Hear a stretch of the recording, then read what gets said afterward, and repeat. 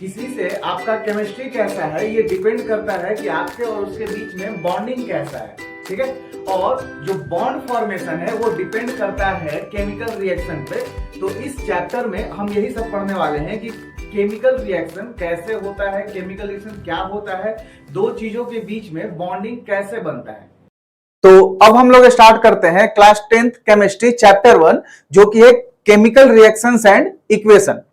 इस चैप्टर में हमें क्या पढ़ना है, डिफरेंट टाइप्स ऑफ रिएक्शंस के बारे में पढ़ना है और उसका अपने डे टू डे लाइफ में क्या इफेक्ट पड़ता है उसके बारे में समझना है। And also CBSE board exam point of view से इस चैप्टर से हर साल आपसे 5 या 6 नंबर का क्वेश्चन जरूर पूछा जाएगा और वो इंपॉर्टेंट टॉपिक्स क्या क्या है जिससे सीबीएसई आपसे बार बार क्वेश्चन करता है वो हम आपको बता देंगे at the end of the video.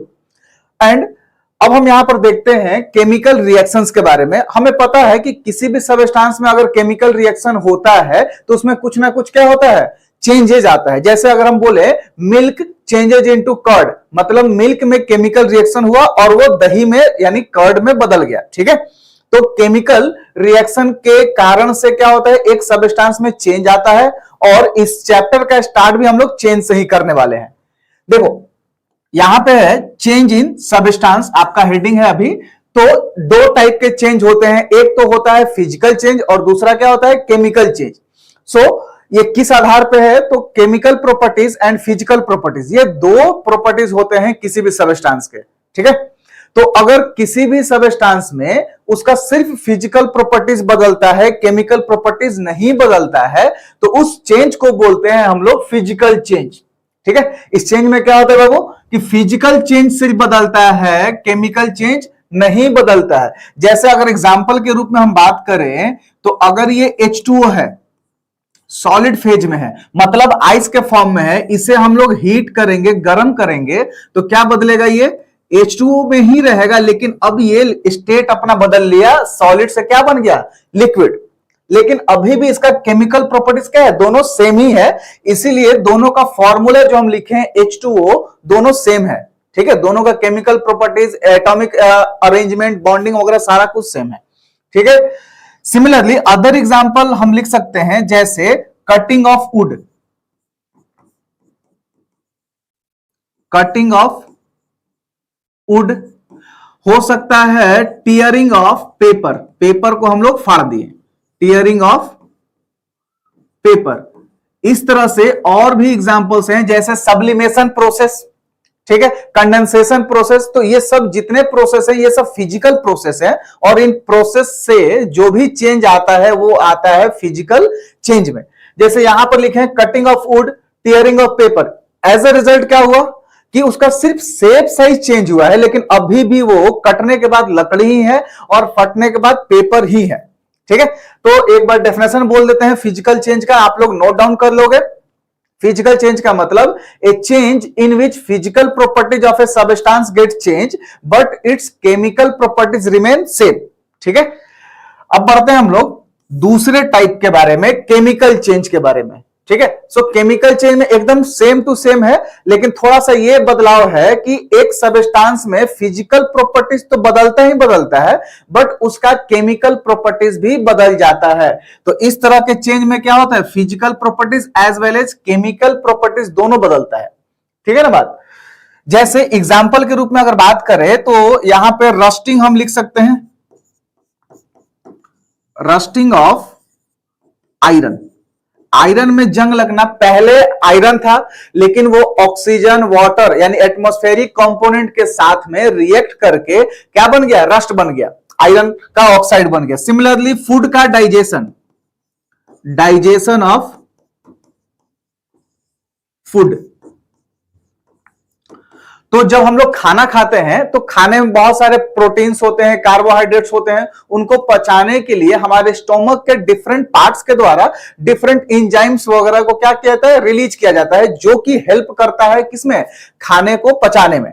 तो यहां पर भी केमिकल रिएक्शन ही होता है। एज अ रिजल्ट आपको पता है कि ग्लूकोज, ठीक है, कन्वर्ट होकर आपको देता है एनर्जी, CO2 एंड H2O। तो यहां पर भी क्या हो रहा है, केमिकल चेंज ही हो रहा है।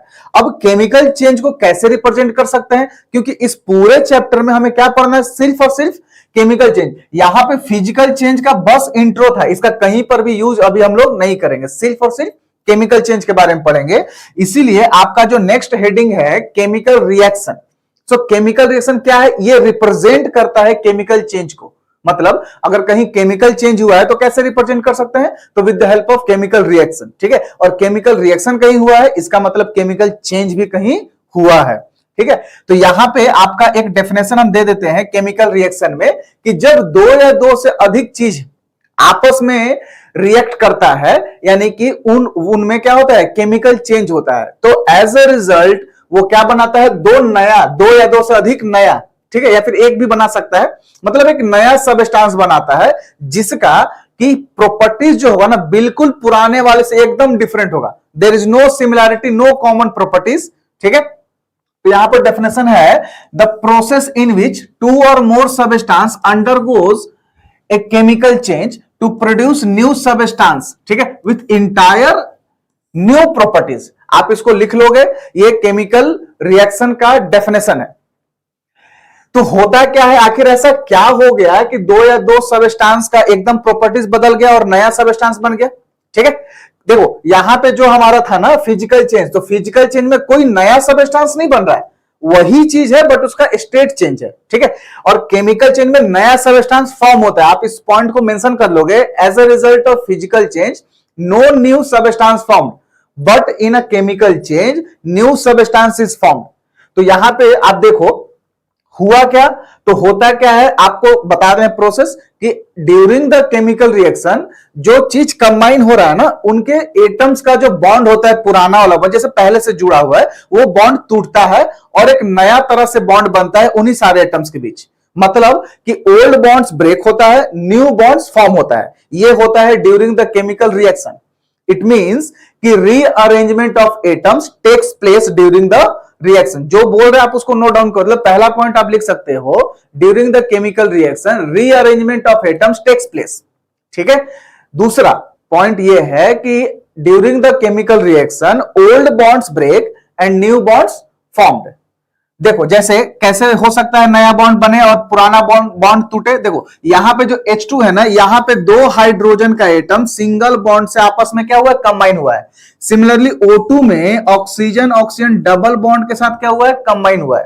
तो हमने बोला कि पुराना वाला बॉन्ड क्या होगा, टूटेगा। तो ये पुराना वाला बॉन्ड है, ये टूटा, यहां पर ये टूटा, जिसके कारण से यहां पे दो हाइड्रोजन अलग अलग हो गए फ्री फॉर्म में, यहां पर भी दोनों ऑक्सीजन क्या हो गए, अलग अलग हो गए। अब एक स्टेप हो गया, मतलब पुराना वाला बॉन्ड क्या हुआ, टूट गया, अब नया वाला बॉन्ड बनेगा, रीअरेंजमेंट ऑफ एटम। तो ये जो दोनों हाइड्रोजन है ना, इस ऑक्सीजन के साथ में क्या हो सकता है, कंबाइन, क्योंकि ऑक्सीजन का वैलेंसी 2 लेकिन हाइड्रोजन का वैलेंसी 1, इसीलिए एक ऑक्सीजन एटम के लिए दो हाइड्रोजन का एटम होना जरूरी है। तो यहां से ये दोनों कंबाइन होकर ये बनाएगा आपका H2O का मॉलिक्यूल कुछ इस तरह से। पहले हाइड्रोजन हाइड्रोजन ऑक्सीजन ऑक्सीजन में बॉन्डिंग था, लेकिन अब हाइड्रोजन ऑक्सीजन में बॉन्डिंग है, तो हुआ ना नया बॉन्ड। ठीक है, और यहां पे क्या बना, H2O बना, एक मॉलिक्यूल ऑफ H2O बना। सिमिलरली इस ऑक्सीजन के लिए भी दो और हाइड्रोजन आएगा, जो कि बैलेंसिंग से हम लोग शो करेंगे। ठीक है, और ये दोनों हाइड्रोजन भी क्या हो जाएगा, जाकर ऑक्सीजन के साथ कंबाइन हो जाएगा और यहां पर एक और H2O बनेगा। तो आप क्या देख रहे हो कि टोटल 4 हाइड्रोजन, 2 यहां पे और 2 यहां पे, इस पूरे रिएक्शन में इन्वॉल्व हुआ 4 हाइड्रोजन। तो 2 हाइड्रोजन पहले से है और यहां पर हम लोग 2 से मल्टीप्लाई कर दिए, तो हो गया आपका टोटल 4 हाइड्रोजन। ठीक है, इसका कोएफिशिएंट क्या हुआ, 2। सिमिलरली ऑक्सीजन कितना है, टोटल 2 ही है और यहां पर भी 2 है, तो इसका कोएफिशिएंट 1 है। आप लिखो चाहे नहीं लिखो कोई फर्क नहीं पड़ता, 1 है तो।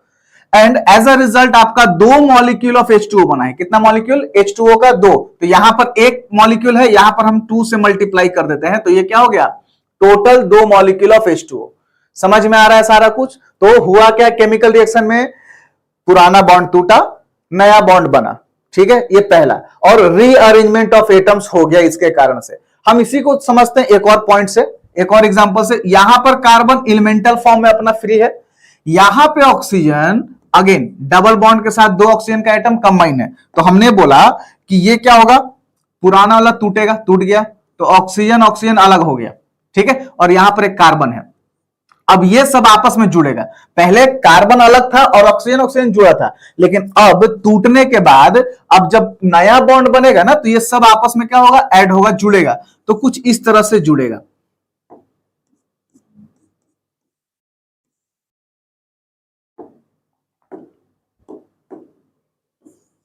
तो यहां पे क्या बना हमारा, CO2।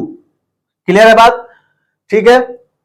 अब हम आगे बढ़ते हैं और देखते हैं कि आखिर वो क्या क्या ऑब्जर्वेशंस है, आखिर वो क्या क्या ऑब्जर्वेशंस है जिसको हम ऑब्जर्व करके बता सकते हैं कि केमिकल चेंज हुआ है। केमिकल चेंज का मतलब केमिकल रिएक्शन हुआ है, ठीक है। तो यहां पे कुछ कैरेक्टरिस्टिक्स है कि जब भी केमिकल रिएक्शन होता है ना, तो वो कैरेक्टरिस्टिक्स बाहर निकलकर जरूर आएगा, ठीक है। हो सकता है कि एक बार में एक से अधिक कैरेक्टरिस्टिक्स भी आ जाए, ठीक है। देखो पहला क्या है, चेंज इन स्टेट। स्टेट का मतलब सॉलिड, लिक्विड और गैस। मतलब पहले सॉलिड या लिक्विड या गैस होगा, बाद में प्रोडक्ट जब बना तो वो क्या बदल गया किसी और स्टेट में। जैसे यहां पे देखो, हाइड्रोजन गैस के फॉर्म में है, ऑक्सीजन गैस के फॉर्म में है, ये दोनों जब कंबाइन होकर वाटर बनाया तो ये बन गया लिक्विड।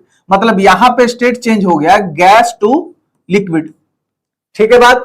तो जब केमिकल रिएक्शन होगा तो हो सकता है कि स्टेट में बदलाव आ जाए, तो हम बोल सकते हैं कि हाँ केमिकल रिएक्शन हुआ है।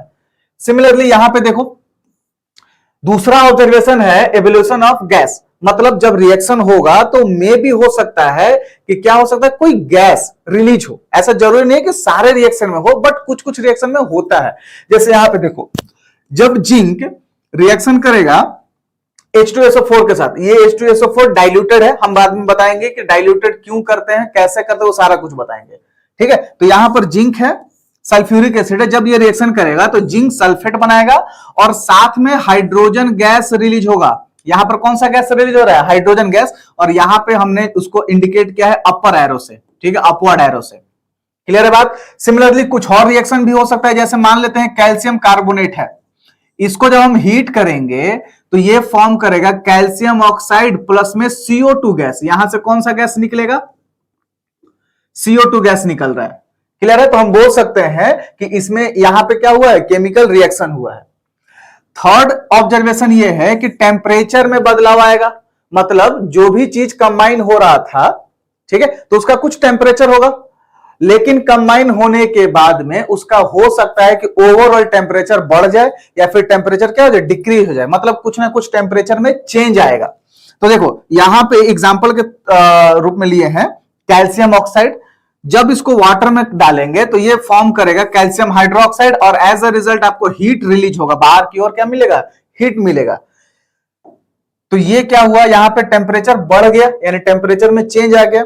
इसका नाम क्या है बाबू, कैल्शियम ऑक्साइड को इसको बोलते हैं क्विकलाइम। आपके बोर्ड एग्जाम में पूछ सकता है कि क्विकलाइम क्या होता है, या फिर सेंटेंस फॉर्म में दे देगा क्विकलाइम का रिएक्शन करा वाटर से, तो क्विकलाइम का फॉर्मूला आपको जानना चाहिए। यहां पे ये क्या है, कैल्शियम हाइड्रोक्साइड, तो इसका केमिकल नेम है, ठीक है, और इसको बोलते हैं स्लैग्ड लाइम। क्या बोलते हैं इसको, स्लैग्ड लाइम। इसी तरह से ये तीन ऑब्जर्वेशन आपको समझ में आया होगा कि change in state, evolution of gas, change in temperature, ये कोई एक या फिर एक से अधिक अगर होता है तो वो इंडिकेट करता है कि वहां पर केमिकल चेंज हुआ है। इसी तरह से दो और ऑब्जर्वेशन है। पहला मतलब चौथा ऑब्जर्वेशन है चेंज इन कलर। हो सकता है कि कलर में चेंज आ जाए, ठीक है। तो जैसे देखो यहां पर आयरन जब रिएक्ट करेगा कॉपर सल्फेट के साथ, तो इसका जो शुरुआत में जो कलर था ना, वो क्या था बाबू, वो ब्लू कलर था। ये एक्वस सॉल्यूशन है कॉपर सल्फेट का, ये ब्लू कलर का था। जब रिएक्शन हुआ तो यहां पर बना फेरस सल्फेट, आयरन का सल्फेट प्लस में कॉपर अलग हो गया, तो ये जो एक्वस फॉर्म में है यहां पे ये हो जाता है आपका ग्रीन कलर। समझ गए, यहां पे हो जाएगा आपका ये ग्रीन कलर। तो देखो ब्लू से क्या हो गया, ग्रीन हो गया, यानी कि चेंज इन कलर हुआ। तो हम बोल सकते हैं कि यहां पर भी केमिकल रिएक्शन क्या हुआ है। एंड लास्ट ऑब्जर्वेशन क्या है हमारा, formation of precipitate. Formation of precipitate, तो प्रिसिपिटेट क्या होता है पहले समझो। जैसे केमिकल रिएक्शन कराते हैं हम लोग तो कुछ प्रोडक्ट बनता है, और वो प्रोडक्ट अगर सॉलिड फॉर्म में है और वो पानी में इनसॉल्युबल है, ठीक है, तो उसी सॉलिड को क्या बोलते हैं, प्रिसिपिटेट। यानी कि प्रिसिपिटेट का मतलब होता है water insoluble solid formed in a reaction. जैसे देखो एग्जाम्पल के तौर पे अगर हम बोल रहे हैं कि NaCl है, ये सब दोनों एक्वस फॉर्म में है, अभी हम स्टेट नहीं लिख रहे हैं, उसका थोड़ा बाद में लिखेंगे, बट उसका उतना कुछ इंपॉर्टेंस भी नहीं है, बट लिखते हैं। NaCl है और AgNO3 है, सोडियम क्लोराइड है और सिल्वर नाइट्रेट है। जब ये दोनों रिएक्शन करेगा तो इसमें क्या होगा, डबल डिस्प्लेसमेंट रिएक्शन होगा। आगे पढ़ेंगे क्या होता है डबल डिस्प्लेसमेंट रिएक्शन। तो ये फॉर्म करेगा सोडियम नाइट्रेट, ठीक है, और साथ में फॉर्म करेगा सिल्वर क्लोराइड। और ये सिल्वर क्लोराइड जो होता है वो सॉलिड के फॉर्म में होता है, और यही है हमारा प्रिसिपिटेट। यही क्या है हमारा प्रिसिपिटेट, और प्रिसिपिटेट को लिखते हैं PPT से, ठीक है, PPT से लिखेंगे या फिर डाउनवर्ड एरो से भी इंडिकेट कर सकते हैं। तो अगर किसी कंपाउंड के बगल में डाउनवर्ड एरो है या फिर उसके नीचे में PPT है, आप समझोगे कि वो क्या है, प्रिसिपिटेट है। तो इस रिएक्शन में भी प्रिसिपिटेट बना है, इसीलिए हम ये बोल सकते हैं कि इस रिएक्शन में केमिकल रिएक्शन हुआ है। तो अब हमारा नेक्स्ट टॉपिक है केमिकल इक्वेशन। सो सबसे पहले समझते हैं इक्वेशन का मतलब क्या होता है। मैथ्स में भी हमारे पास क्या होता है, वर्ड प्रॉब्लम होता है, हम उसमें से एक्स वाई जेड मानकर पूरे वर्ड प्रॉब्लम को एक सिंपल एक इक्वेशन में कन्वर्ट कर देते हैं। उसी तरह से केमिकल रिएक्शन बहुत सारा हो सकता है, उसको हम लोग उसके शॉर्टेस्ट फॉर्म में कन्वर्ट करते हैं, शॉर्टेस्ट फॉर्म में उसको रिप्रेजेंट करते हैं। तो shortest form which represents the complete chemical reaction, इसको बोलते हैं केमिकल इक्वेशन, ठीक है। किसी भी केमिकल रिएक्शन को रिप्रेजेंट करने का 3 तरीका हो सकता है। एक तरीका हो सकता है कि पूरा सेंटेंस बोले हम, सेंटेंस फॉर्म। एक तरीका हो सकता है सेंटेंस फॉर्म, जैसे मान लिया जाए कि मैग्नीशियम रिएक्ट कर रहा है ऑक्सीजन के साथ और वो बना रहा है मैग्नीशियम ऑक्साइड, तो हम इसको सेंटेंस फॉर्म में कैसे बोलेंगे कि when magnesium reacts with oxygen it forms magnesium oxide. ये पूरा प्रॉपर सेंटेंस हुआ, लेकिन ये बहुत ज्यादा मतलब लेंदी हो जा रहा है ना, तो इसको शॉर्ट करते हैं। सेंटेंस से भी छोटा होता है वर्ड, क्यों, क्योंकि सेंटेंस जो होता है वो क्या होता है, कॉम्बिनेशन ऑफ वर्ड होता है, और उसमें कुछ ना कुछ इंपॉर्टेंट एडजेक्टिव्स वगैरह क्या होते हैं, ऐड होते हैं। तो हम क्या यूज करेंगे, सिर्फ इंपॉर्टेंट वर्ड्स। तो क्या बोल सकते हैं यहां पर, अभी जो सेंटेंस हम बोले मैग्नीशियम रिएक्ट करता है ऑक्सीजन के साथ तो बनाता है मैग्नीशियम ऑक्साइड, ये पूरा सेंटेंस फॉर्म है, लेकिन इसको वर्ड फॉर्म में कैसे लिखेंगे, मैग्नीशियम प्लस ऑक्सीजन, ठीक है, मैग्नीशियम प्लस ऑक्सीजन, और आपको फॉर्म करके देगा मैग्नीशियम ऑक्साइड। बस ये 3 वर्ड, मैग्नीशियम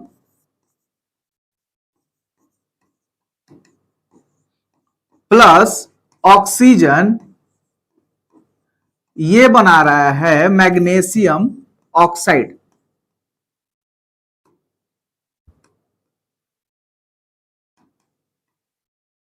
मैग्नीशियम ऑक्साइड, तो ये है वर्ड का फॉर्म। लेकिन वर्ड फॉर्म भी थोड़ा सा क्या लग रहा है, लेंदी लग रहा है, तो इसीलिए अब हम लोग क्या चलते हैं, वर्ड से भी छोटा, मतलब उससे भी सिंप्लीफाइड वे में क्या होता है, सिंबल एंड फॉर्मूला फॉर्म। जैसे अगर किसी केमिकल रिएक्शन में एलिमेंट इन्वॉल्व है तो उसके लिए यूज करते हैं सिंबल, और कंपाउंड इन्वॉल्व है तो उसके लिए यूज करेंगे फॉर्मूला। तो इसी रिएक्शन को हम कैसे इस थर्ड वाले फॉर्म में लिख सकते हैं, तो मैग्नीशियम क्या हो गया, Mg, उसका सिंबल का तो Mg, ऑक्सीजन का होता है O, लेकिन ये कंपाउंड फॉर्म में मिलता है मॉलिक्यूल के फॉर्म में, तो O2, Mg प्लस O2, और ये बन गया हमारा MgO, मतलब magnesium oxide. So this is the shortest representation of this chemical reaction. तो आप देख लो सबसे इजी कौन है, तो इजी हमारा ये वाला है, ठीक है। तो इसी शॉर्टेस्ट वे को, या फिर बोले symbol and formula form of representation of chemical reaction is called chemical equation, ठीक है। तो यहां पर हमने डेफिनेशन लिख दिया है कि representation of chemical reaction using symbols and formula, किसका यूज करेंगे, तो उस स्पीसीज का, यानी उस कंपाउंड, उस एलिमेंट का जो कि उस रिएक्शन में क्या हुआ, इन्वॉल्व हुआ है, ठीक है। जैसे यहां पर मैग्नीशियम ऑक्सीजन इन्वॉल्व हुआ है, तो यहां पर हम जिंक आयरन क्यों लिखेंगे, हम लिखेंगे सिर्फ मैग्नीशियम के बारे में, सिर्फ ऑक्सीजन के बारे में, और ये क्या बना दिया आपका मैग्नीशियम ऑक्साइड। क्लियर है ये सारी बातें। थोड़ा सा और आगे बढ़ते हैं। देखो, तो किसी भी केमिकल रिएक्शन के दो पार्ट्स होते हैं, ठीक है। केमिकल रिएक्शन कितने पार्ट्स होते हैं? दो पार्ट्स होते हैं। एक पार्ट जिसको हम लोग डाल रहे हैं रिएक्शन कराने के लिए, जिसको हम लोग डाल रहे हैं, ठीक है, उसको बोलते हैं रिएक्टेंट। उसको क्या बोलते हैं हम लोग? रिएक्टेंट। रिएक्टेंट का मतलब those chemical species which involve और which takes part in a chemical reaction. आप इसका डेफिनेशन लिख लो, मैं फिर बोल देता हूं।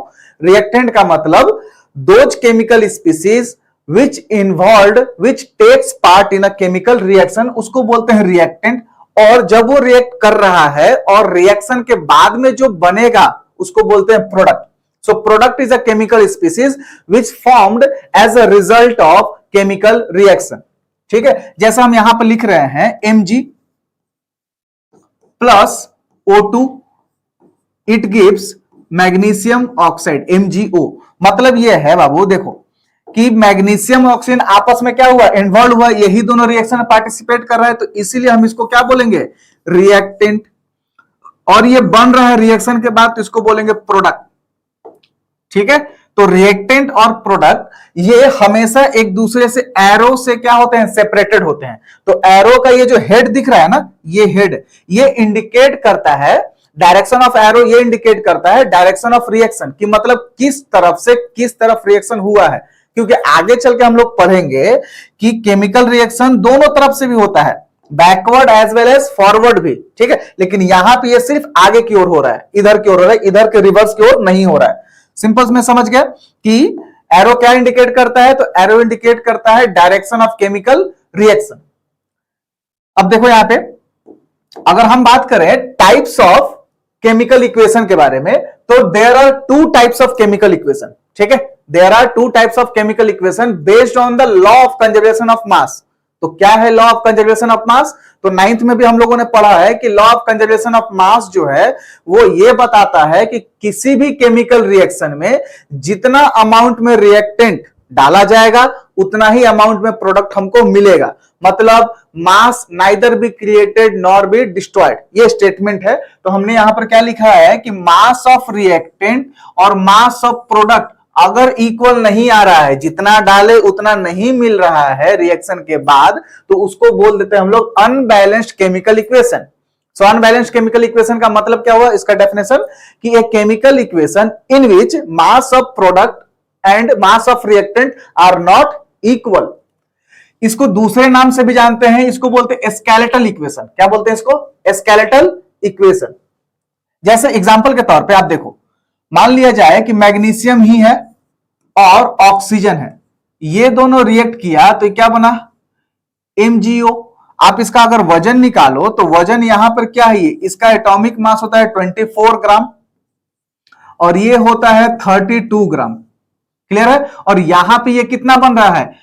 24 प्लस में 16 ही बन रहा है, तो ये टोटल बना आपका 40 ग्राम। लेकिन यहां पर ये कितना है? 4 2 6 3 2 5 56 ग्राम। तो देख लो 56 ग्राम हमने डाला और सिर्फ बना 40 ग्राम, तो ये दोनों इक्वल तो नहीं है, इसीलिए ये कौन सा इक्वेशन है? अनबैलेंस्ड है। ये कौन सा इक्वेशन है? अनबैलेंस्ड। सिमिलरली आप चेक कर सकते हो, अदर इक्वेशन भी हम दे दे रहे हैं एग्जांपल के तौर पर। N2 प्लस H2 ये रिएक्ट करके बनेगा NH3, तो यहां पर भी ये अनबैलेंस्ड है। Mass of reactant is not equal to mass of product.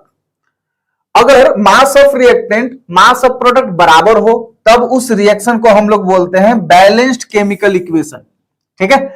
यानी कि जिसमें मास ऑफ रिएक्टेंट इक्वल होता है मास ऑफ प्रोडक्ट के। तो यहां पे देखो, अगर हम इसी रिएक्शन को लिखें Mg प्लस O2 ये बना MgO, और इसका बैलेंस्ड फॉर्म कुछ इस तरह से होगा। हम आपको बताएंगे कैसे बैलेंस करेंगे, अनबैलेंस को कैसे बैलेंस में कन्वर्ट करेंगे, लेकिन हम यहां पर डायरेक्ट बैलेंस फॉर्म लिख रहे हैं। तो यहां पे ये जो बैलेंस फॉर्म होगा कुछ इस तरह से होगा।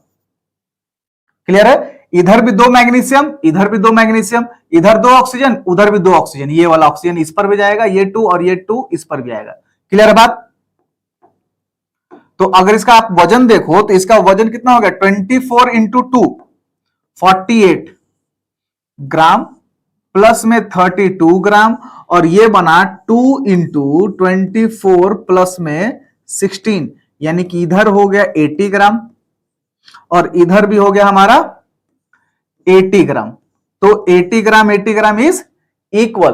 तो mass of reactant mass of product क्या है, बराबर है। तो केमिकल रिएक्शन कितने टाइप के, दो टाइप के, unbalanced chemical equation and balanced chemical equation. आप समझ गए। नेक्स्ट पार्ट में देखेंगे कि कैसे हम लोग अनबैलेंस को बैलेंस में कन्वर्ट करेंगे। आखिर जरूरत क्या है, तो जरूरत यह है कि अनबैलेंस के मुकाबले बैलेंस वाला केमिकल इक्वेशन जो है ना, वो केमिकल रिएक्शन के बारे में बहुत ज्यादा जानकारी देता है और एग्जैक्ट जानकारी देता है। हम अभी देखेंगे कि क्या क्या इंफॉर्मेशन दे सकता है एक बैलेंस्ड, जो कि अनबैलेंस्ड नहीं दे सकता है, राइट। पहले देख लेते हैं कैसे हम लोग अनबैलेंस को बैलेंस में कन्वर्ट करेंगे।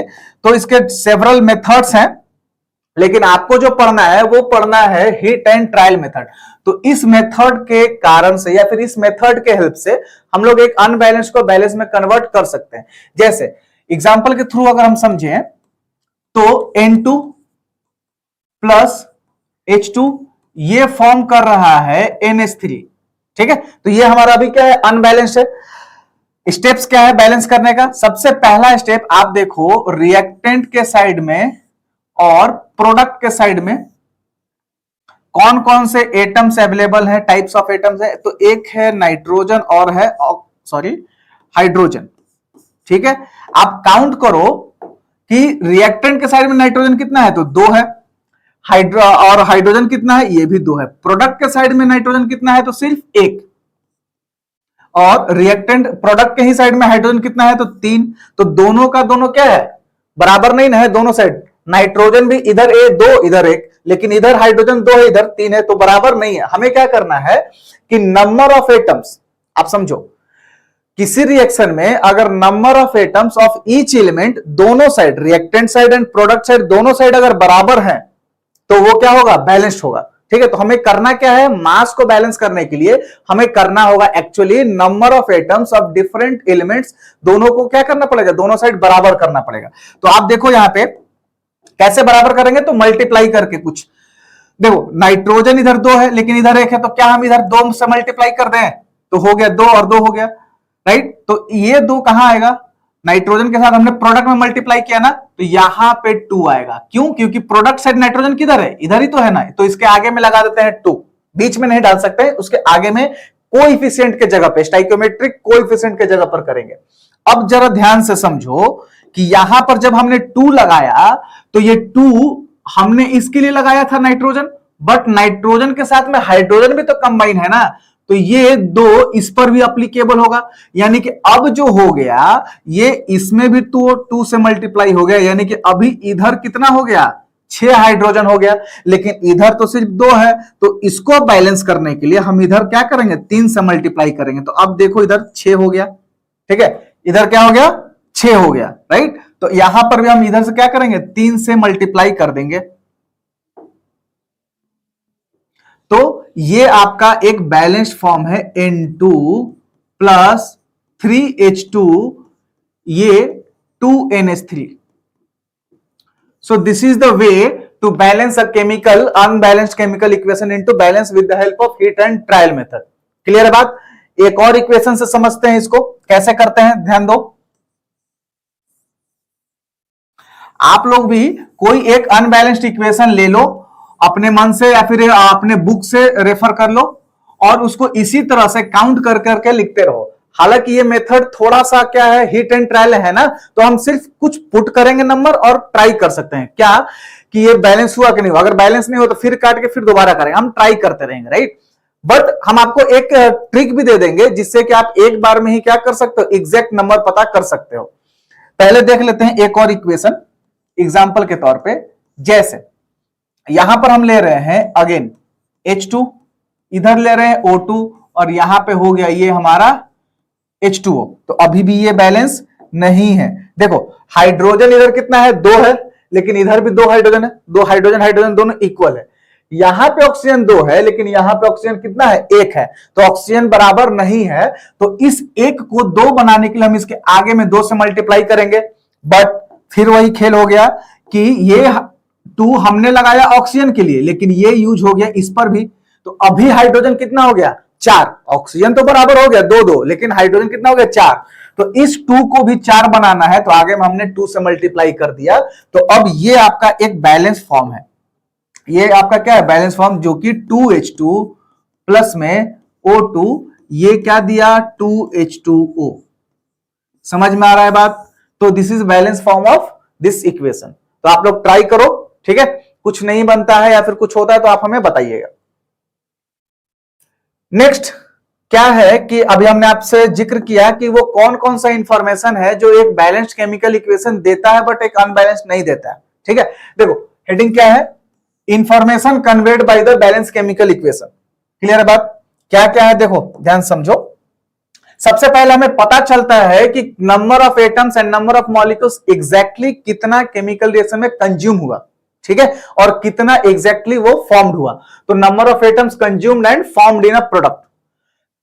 सिमिलरली रिलेटिव अमाउंट पता चलेगा कि आखिर एक प्रोडक्ट के लिए दूसरा वाला, मतलब एक रिएक्टेंट के लिए कितना, रिएक्टेंट के लिए कितना दूसरा वाला रिएक्टेंट चाहिए, या फिर कितना रिएक्टेंट से कितना प्रोडक्ट फॉर्म होगा। तो रिलेटिव अमाउंट भी पता चलता है रिएक्टेंट एंड प्रोडक्ट का। सिमिलरली नंबर ऑफ मोल्स पता चलेगा, जैसे यहां पर हमने लिखा था ये बैलेंस था, ये बैलेंस था, तो हम बोल सकते हैं कि 2 मोल हाइड्रोजन 1 मोल ऑक्सीजन के साथ में कंबाइन करेगा तो 2 मोल क्या बनाएगा H2O। तो ये भी हमारे पता चल सकता है। सिमिलरली वॉल्यूम ऑफ स्पीसीज पता चलता है, अगर ये सारा गैस के फॉर्म में है तो एसटीपी पर, एट एसटीपी यानी स्टैंडर्ड टेम्परेचर एंड प्रेशर क्या होता है, तो टेम्परेचर का वैल्यू 273, प्रेशर का वैल्यू 180 है।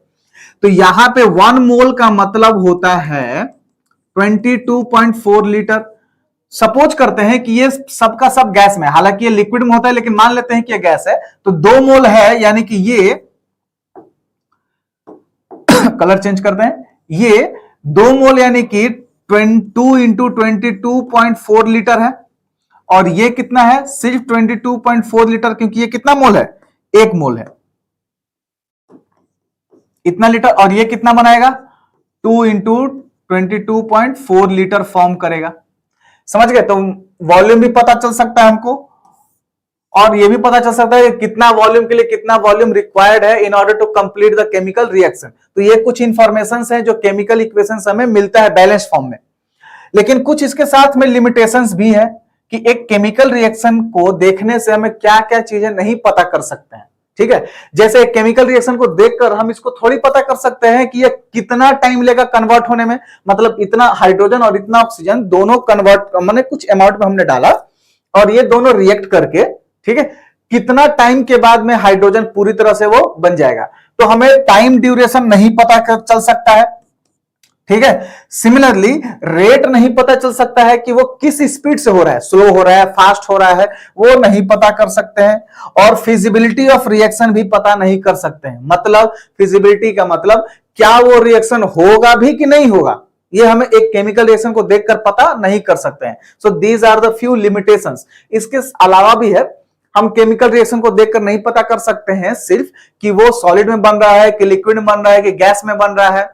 कलर नहीं पता कर सकते हैं, समझ गए? एक केमिकल इक्वेशन को ये सब नहीं पता कर सकते हैं।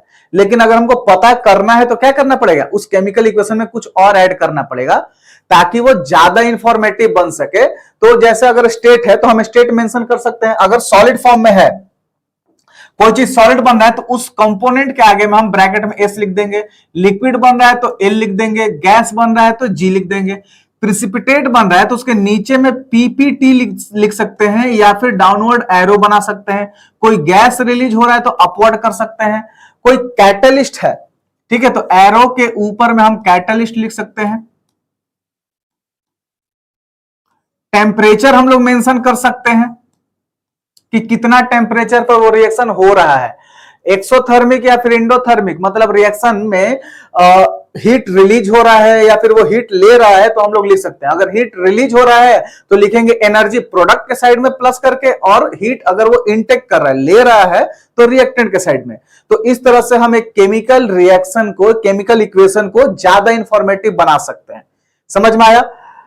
नेक्स्ट, अब हमने आपको बोला था कि एक ट्रिक बताएंगे जिससे आप क्या कर सकते हो, केमिकल इक्वेशन को इजीली सॉल्व कर सकते हो। जैसे यहां पर समझो, एक एग्जांपल लेते हैं, ये वाला Al2O3 यानी एल्यूमिनियम ऑक्साइड जब रिएक्शन करेगा सोडियम हाइड्रोक्साइड के साथ, तो ये क्या बनाएगा, सोडियम एल्यूमिनेट NaAlO2 प्लस में वाटर।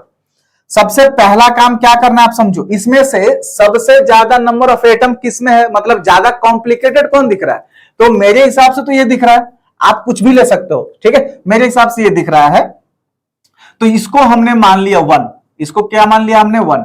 और यहां पर आप देखते हैं कि एक बैलेंस केमिकल इक्वेशन में number of atoms of each element दोनों साइड बराबर होना चाहिए। तो देखो जरा ध्यान समझो, बाकी के लिए हमने यूज कर लिया x, इसके लिए कर लिया y और इसके लिए यूज कर लिया z। तो हम यहां पर कुछ फॉर्म कर रहे हैं, देखना कैसे, हम एल्यूमिनियम पे लेते हैं, यहां से एल्यूमिनियम पर पहले लेते हैं एल्यूमिनियम के लिए, तो यहां पर टोटल एल्यूमिनियम कितना है 2 × x, 2x है रिएक्टेंट के साथ, उधर एल्यूमिनियम कितना है 1 × 1, यानी कि इधर जो एल्यूमिनियम है वो कितना है 1 है, मतलब x का वैल्यू क्या है बाबू यहां से 1/2 पहला। सिमिलरली ऑक्सीजन पे लगाते हैं, ये वाला ऑक्सीजन, तो इधर ऑक्सीजन कितना है, ऑक्सीजन कितना है 3x है, और प्लस में और भी तो है ना यहां पर भी है कितना y प्लस में y, और इधर कितना ऑक्सीजन है, यहां पे है 2 प्लस में इधर कितना हो गया z, 2 + z। तो यहां से आप देखो x का वैल्यू हमें पता है, यहां पर x का वैल्यू रखो, तो 3 × 1/2, या फिर अभी रुक जाते हैं, ठीक है, थोड़ा सा और बना लेते हैं अदर एटम्स के लिए भी। अदर एटम्स में क्या है, सोडियम है, सोडियम के लिए देखो टोटल सोडियम इधर कितना है y नंबर ऑफ सोडियम है, उधर सोडियम कितना है सिर्फ 1 है, तो y का वैल्यू कितना आ गया 1। नेक्स्ट हाइड्रोजन,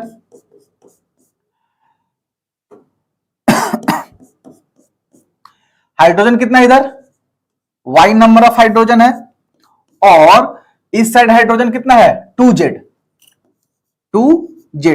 सो यहां पे आप देखो,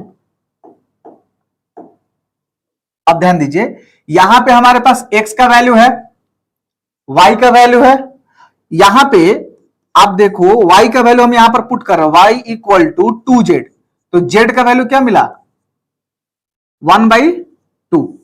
तो यहां पर हमारे पास तीनों वैल्यू मिल गया, x का वैल्यू मिल गया, y का वैल्यू मिल गया, z का वैल्यू मिल गया। अब इसमें अगर हम पुट करते हैं तो x के जगह पर क्या लिखेंगे, x y और यहां पे हमारा क्या है z है। x का वैल्यू आया है 1/2, y यहां पे था तो y का वैल्यू आया है 1, और z यहां पे था तो इसका वैल्यू आया है 1/2। क्लियर है 1/2। तो ये इक्वेशन क्या है, एक बैलेंस्ड इक्वेशन है, आप काउंट कर सकते हो नंबर ऑफ एटम दोनों साइड ही सारे एलिमेंट्स का बराबर होगा। लेकिन यहां पर देख रहे हैं कि फ्रैक्शन में आया है, तो फ्रैक्शन में भी छोड़ सकते हैं, बट फ्रैक्शन में नहीं छोड़ना है। अगर आपको प्रॉपर कन्वर्ट करना है तो आप इसमें एक ऐसे नंबर से मल्टीप्लाई करो जिससे कि सारा फ्रैक्शन कन्वर्ट हो जाए मल्टीपल में, ठीक है, प्रॉपर नंबर में। तो यहां पर मुझे दिख रहा है 2, अगर मैं 2 से मल्टीप्लाई कर दूं तो सारा कुछ हो जाएगा। पहला यहां पे कितना हो जाएगा 2Al2O3 हो जाएगा, प्लस यहां पे यहां पे 2 नहीं होगा, यहां पे तो 1/2 और 2 तो कट जाएगा ना, तो यहां पे क्या हो जाएगा बाबू सिर्फ 1Al2O3 प्लस में यहां पे क्या हो जाएगा 2NaOH, प्रोडक्ट साइड में यहां पर भी हो जाएगा 2NaAlO2 प्लस में यहां पे हो जाएगा 1H2O। So this is the balanced form of chemical equation. देख लो इधर 2 एल्यूमिनियम, इधर भी 2 एल्यूमिनियम, इधर कितना ऑक्सीजन 3 और 2 5 ऑक्सीजन, तो इधर कितना 2 और 2 4 1 5 ऑक्सीजन, 2 सोडियम, यहां पर भी 2 सोडियम, इधर कितना हो गया 2 हाइड्रोजन, यहां पर भी 2 हाइड्रोजन। तो इस तरह से आप किसी भी केमिकल इक्वेशन को क्या कर सकते हो बैलेंस कर सकते हो। तो अब हम लोग स्टार्ट करते हैं टाइप्स ऑफ केमिकल रिएक्शंस। ये एक ऐसा टॉपिक है जो इस चैप्टर का one of the important topic है, ठीक है। इससे आपको क्वेश्चन पूछा जा सकता है कि गिवन रहेगा इक्वेशन, ठीक है, केमिकल इक्वेशन, और आपको देखकर बताना होगा कि किस टाइप का इक्वेशन है। क्लियर है। आपसे पूछा जा सकता है डेफिनेशन किसी भी रिएक्शन का, आपको एक्सप्लेन करना होगा डेफिनेशन के साथ में along with the 2-3 एग्जांपल। वो डिपेंड करता है कि कितने मार्क का वो क्वेश्चन है। जैसे आप यहां पे समझो there are different types of chemical reaction, तो हम लोग जो यहां पर पढ़ने वाले बेसिकली 5-6 टाइप का पढ़ेंगे वन बाय वन। पहला होता है कॉम्बिनेशन केमिकल इक्वेशन या फिर केमिकल रिएक्शन, दूसरा डिकम्पोजिशन रिएक्शन, तीसरा सिंगल डिस्प्लेसमेंट, चौथा डबल डिस्प्लेसमेंट और पांचवा रेडॉक्स। ठीक है, देखो पहला कॉम्बिनेशन रिएक्शन का मतलब नाम से पता चल रहा है कि कुछ चीज कंबाइन हो रहा है। तो कंबाइन होने के लिए मिनिमम कितना चाहिए किसी भी चीज का, कम से कम होना चाहिए 2, 3, 4, 5, ये सब आपस में कंबाइन करेगा, but minimum must be 2।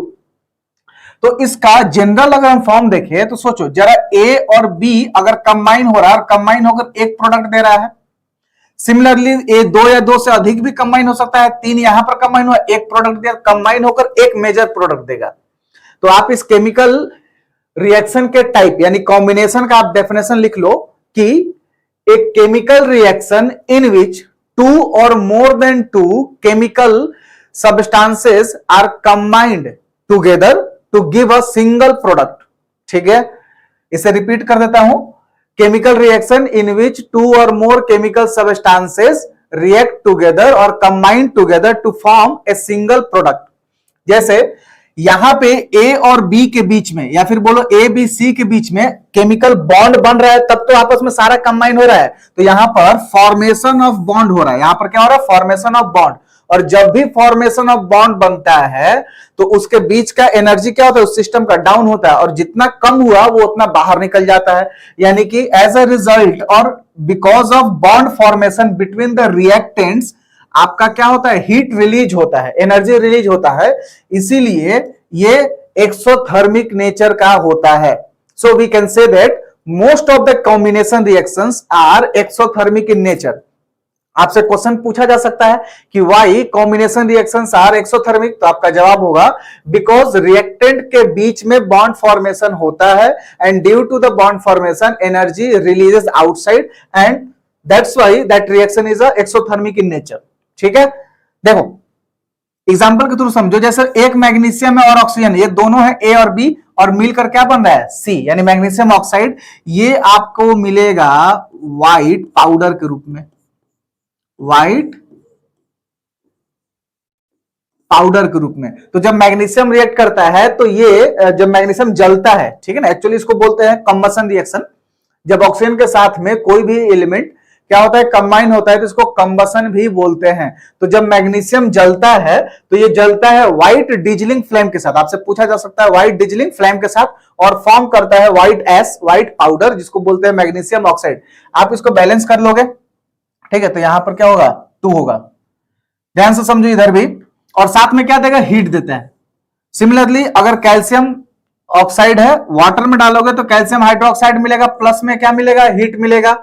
Similarly आप कार्बन के किसी हाइड्रोकार्बन को आप जलाओगे तो वो क्या देता है, CO2 प्लस H2O प्लस में एनर्जी, हीट एनर्जी। ठीक है, तो ये क्या है, आपका कॉम्बिनेशन रिएक्शन है। सेकेंड टाइप है डिकम्पोजिशन रिएक्शन। डिकम्पोजिशन क्या है, एकदम रिवर्स है, किसका, पहले वाले का, कॉम्बिनेशन का। उसमें क्या हो रहा था, 2 या 2 से अधिक जुड़ रहा था और एक बन रहा था, लेकिन यहां पर क्या होगा, एक टूटेगा और 2 या 2 से अधिक देगा। तो एक ऐसा chemical reaction in which single reactant decomposes and gives 2 or more than 2 product.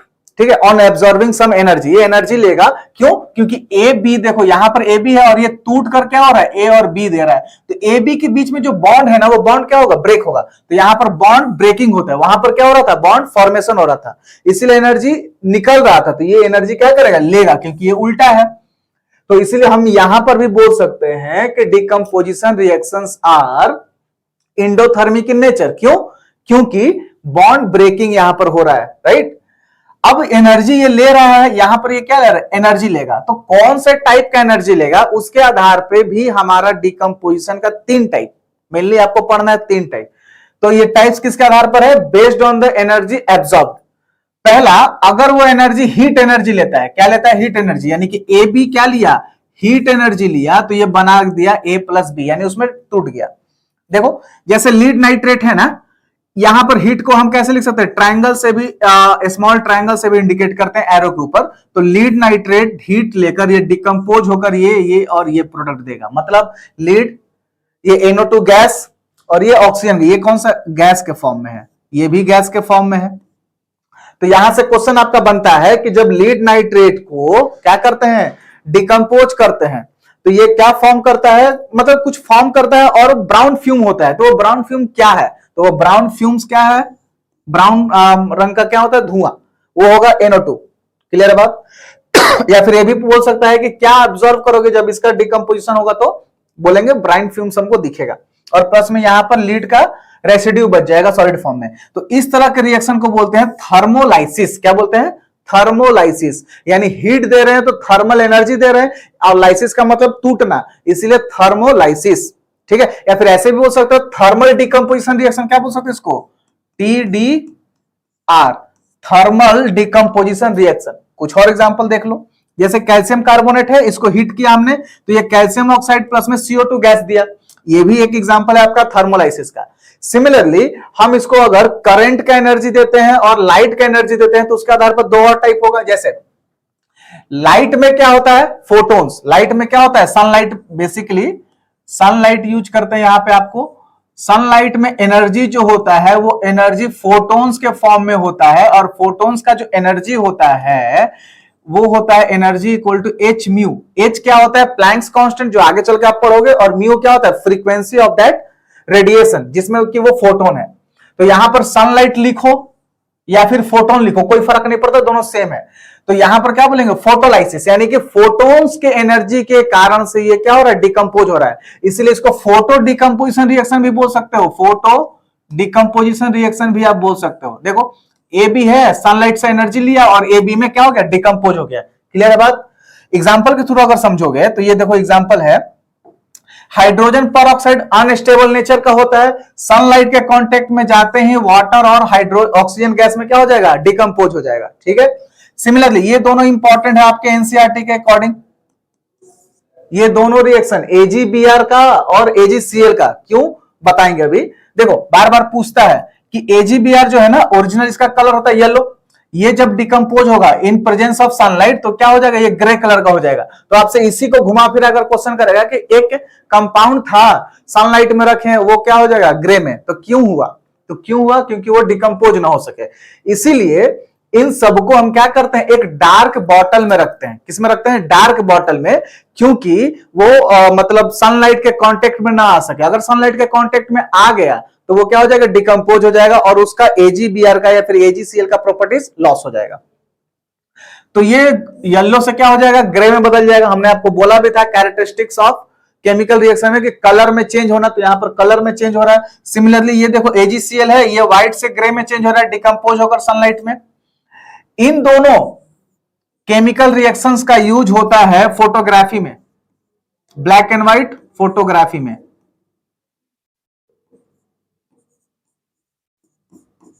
Black and white, यहां से भी क्वेश्चन पूछा जा सकता है कि कौन सा केमिकल इक्वेशन है, कौन सा केमिकल रिएक्शन है जो कि यूज होता है फोटोग्राफी में। ठीक है, तो ये दोनों है।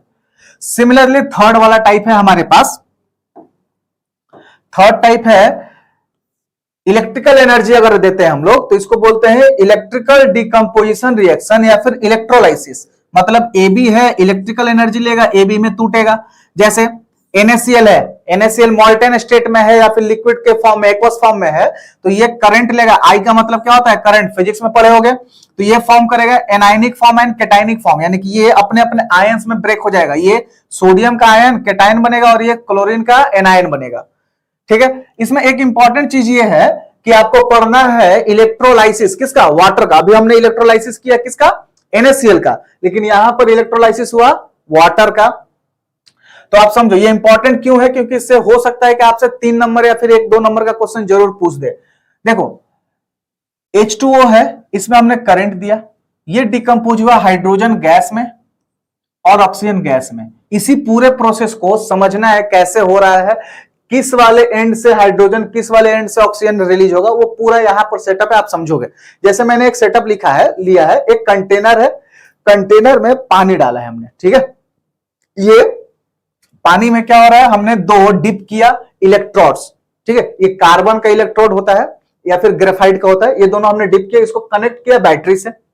अब अगर ये वाला इलेक्ट्रोड पॉजिटिव से कनेक्टेड है इसीलिए इसको बोलते हैं एनोड, ये वाला नेगेटिव टर्मिनल के ऑफ बैटरी से कनेक्टेड है इसीलिए इसको क्या बोलते हैं, कैथोड। क्लियर है बात? अब समझो होगा क्या, जैसे ही यहां से एनर्जी आएगा, इलेक्ट्रिकल एनर्जी इस कैथोड और इस एनोड से, तो यहां पर एक लूप बन रहा है पूरा तरह से पानी को मिलाकर। अगर पानी को आप नेग्लेक्ट कर दो तो यहां पर क्लोज लूप नहीं बन रहा है, यानी करंट फ्लो नहीं होगा। तो करंट फ्लो होने के लिए ये क्या बनाएगा, क्लोज लूप बनाएगा, तो यहां से करंट इधर जाएगा। क्लियर है बात? तो होगा क्या, ड्यू टू द करंट, ये जो वाटर है ना, वाटर में देखो क्या है, दो हाइड्रोजन है और एक ऑक्सीजन है, तो जब ये ब्रेक होगा, ठीक है, तो दो H प्लस और दो और एक O2 माइनस, हालांकि दोनों ही इलेक्ट्रोनेगेटिव नेचर का होगा, बट हम ये बोल रहे हैं कि इलेक्ट्रोनेगेटिविटी ऑफ ऑक्सीजन जो है ना हाइड्रोजन के मुकाबले ज्यादा है, या फिर ऐसे बोल सकते हैं कि हाइड्रोजन जो है वो ऑक्सीजन के मुकाबले क्या है, थोड़ा पॉजिटिव है, इसीलिए हमने यहां पर प्लस लगा दिया और यहां पर ये माइनस लगा दिया। अब देखो यहां पर क्या होगा, अब जब ये वाटर है इसमें डिकम्पोज होगा तो इसी में ना रहेगा H प्लस रहेगा और O2 माइनस रहेगा, तो नेगेटिव वाला किधर की ओर अट्रैक्ट होगा, पॉजिटिव टर्मिनल या फिर पॉजिटिव इलेक्ट्रोड की ओर, और ये पॉजिटिव वाला किधर की ओर जाएगा, नेगेटिव की ओर। तो देखो ध्यान से समझो, यहां पे एनोड पर क्या हो रहा है बाबू, देखो एनोड पे गया है O2 माइनस, कैथोड पर गया है H प्लस। अब जरा यहां पे थोड़ा एक चीज और समझ लो, H प्लस का मतलब क्या है, उसने इलेक्ट्रॉन लॉस किया होगा, मतलब इसमें क्या है, एक इलेक्ट्रॉन का लैक है ओरिजिनल फॉर्म से। जब वो ओरिजिनल होता तो उसमें एक इलेक्ट्रॉन अभी जितना है उससे ज्यादा होता, हालांकि हाइड्रोजन में एक ही इलेक्ट्रॉन होता है, वो इलेक्ट्रॉन लॉस कर चुका है इसलिए प्लस बना दिया है। यहां पे 2 माइनस है, मतलब 2 इलेक्ट्रॉन गेन किया है, मतलब ये 2 इलेक्ट्रॉन इसके पास में नॉर्मल फॉर्म से क्या है बाबू, एक्स्ट्रा है। तो अब ये क्या करेगा, नॉर्मल फॉर्म में लौटने के लिए अपना इलेक्ट्रॉन जो एक्स्ट्रा ही है वो देगा, और जो जिसके पास कमी है वो क्या होगा, लेगा। देखो O2 है, एक ऑक्सीजन के पास 2 इलेक्ट्रॉन है ज्यादा, तो ये क्या करेगा, 2 इलेक्ट्रॉन को अपने में से रिलीज कर देगा, अपने में से घटा देगा, और ये क्या बन जाएगा, सिर्फ O बन जाएगा। तो ये कहां गया एनोड, तो यहां पे ये जो इलेक्ट्रॉन है, ये जो इलेक्ट्रॉन O2 माइनस के द्वारा रिलीज हुआ है, वो यहां से इलेक्ट्रॉन होते हुए, यहां से ऐसे होते हुए इस वायर के थ्रू इधर जाएगा, ठीक है, और इधर क्या है, H प्लस जाकर है, तो यहां पे H प्लस, एक्चुअली वहां पर कितना जाएगा, H प्लस, 2 H प्लस जाएगा, ये दोनों कहां जाएगा, एनोड पे, ये कहां जाएगा, ये कहां जाएगा, एनोड पे, और ये कहां जाएगा, कैथोड पे, सॉरी उल्टा हो गया, हाँ, ये दोनों H प्लस किधर जाएगा, देखो कैथोड पे जा रहा है, और ये कहां जा रहा है, एनोड पे, राइट।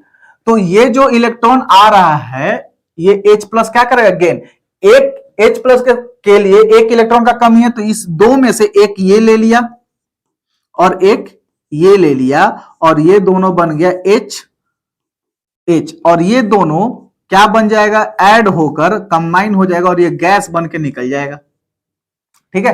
तो यहां से आप देखोगे, एब्जॉर्ब करोगे कि कैथोड से कौन सा गैस निकलेगा, इधर से निकलेगा H2 गैस बाहर की ओर। अभी आप देख के आ रहे हो कि अभी ऑक्सीजन गैस नहीं बना, ये एटॉमिक फॉर्म में है, गैस का मतलब O2 फॉर्म में, लेकिन यहां पर H2 बन गया। क्लियर है, ये एक H2O से हुआ है। सिमिलरली दूसरा H2O से अगेन 2 H प्लस आएगा, एक O2 माइनस। तो देखो यहां पे O2 माइनस दूसरा H2O का डिकम्पोजिशन से ये भी 2 इलेक्ट्रॉन को लॉस करेगा, और ये क्या बनेगा, O। यहां पे 2 और H प्लस आएगा, यहां पर 2 और H प्लस रहेगा, और ये क्या करेगा, और एक एक इलेक्ट्रॉन गेन करेगा, अगेन ये क्या बन जाएगा, H2 बन जाएगा गैस, फिर ये गैस बनेगा, और अब ये गैस बनेगा। तो मतलब क्या देखें कि 2 H2O टूटा, एज अ रिजल्ट 2 H2 बना, ये 2 H2 और एक ऑक्सीजन बना। तो यहां पर वॉल्यूम के अनुसार अगर देखें तो ये 2 मोल बन रहा है और ये 1 मोल बन रहा है, तो ये रेशियो होता है, किसका? हाइड्रोजन का और ऑक्सीजन का। तो हाइड्रोजन 2 यूनिट में क्या होगा, या फिर ऐसे बोलो कि volume of hydrogen is 2 times than the volume of oxygen. Anode से कौन सा गैस निकला? ऑक्सीजन। तो आप ये कुछ बातें याद रखोगे कि कौन से एंड से कौन सा गैस निकलेगा, यही सब पूरा सीरीज है। इसी तरह से डिकम्पोजिशन होते रहेगा। हमेशा हाइड्रोजन के मुकाबले ऑक्सीजन हमेशा आधा रहेगा वॉल्यूम वाइज, या फिर बोलो कि हाइड्रोजन जो है ऑक्सीजन के मुकाबले 2 टाइम्स रहेगा। So this is the complete explanation of the electrolysis of water. So next अब हमारे पास है third type of chemical reaction, जो कि बोलते हैं डिस्प्लेसमेंट रिएक्शन या फिर सिंगल डिस्प्लेसमेंट रिएक्शन। ठीक है, इसका कैसे होता है? देखो यहां पर एक ए रहेगा, आप यहां पे देख लो ऊपर में लिखे ए है, और एक एलिमेंट, और ये कंपाउंड के फॉर्म में है। तो ये पहला रिएक्शन जो होता है वो एलिमेंट एंड कंपाउंड के बीच में होता है। याद रहेगा, single displacement reaction takes place between element and compound. तो यहां पर क्या होगा, एलिमेंट जो होगा ना, यहां पे ये मेटल है अगर, तो यहां पर ये भी मेटल होगा, बी और ए दोनों मेटल। एक एग्जांपल, ए और बी दोनों क्या है? मेटल है। और कंडीशन ये है कि ए जो है ये ज्यादा रिएक्टिव है कंपेयर टू द बी। ठीक है, A is more reactive than B. तो क्या करेगा, ए जो है बी को उसके जगह से क्या कर देगा? खिसका देगा, उसको डिस्प्लेस कर देगा, और ए खुद सी के साथ में क्या हो जाएगा? जाकर जुड़ जाएगा। ठीक है, और यहां पर ये क्या हो जाएगा? बी अकेला हो जाएगा। तो अगर ए ज्यादा रिएक्टिव है बी से, तो वो बी को डिस्प्लेस करेगा और खुद सी के साथ में कंबाइन हो जाएगा और बी अलग हो जाएगा। तो अगर इस तरह का कोई रिएक्शन है तो इसको बोलते हैं सिंगल डिस्प्लेसमेंट रिएक्शन।